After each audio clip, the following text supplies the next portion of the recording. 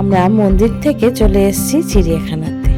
তো এত বড় চিড়িয়াখানাটা হেঁটে শেষ করা যায়, বেশি দূর আমরা হাঁটিনি, কাছাকাছি যেগুলো ছিল সেগুলোই আমরা দেখলাম। দেখতে দেখতে আমরা চলে গেছি ব্ল্যাক প্যান্থারের ওখানে।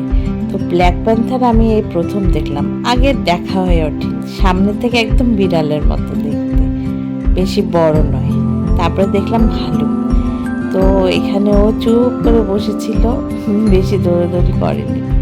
তারপরে চলে গেলাম এদিকে চিতাবাঘের এখানে। চিতাবাঘগুলো না অনেকগুলো ছিল এখানে, ভিতরে কিছু বাইরে। তো এত সামনে থেকে দেখছিলাম, যখন সামনে আসছিল না সত্যি ভয়ই লাগছিল, মনে হয় যদি কোনোভাবে বেরিয়ে আসে তাহলে তো হয়েই গেল।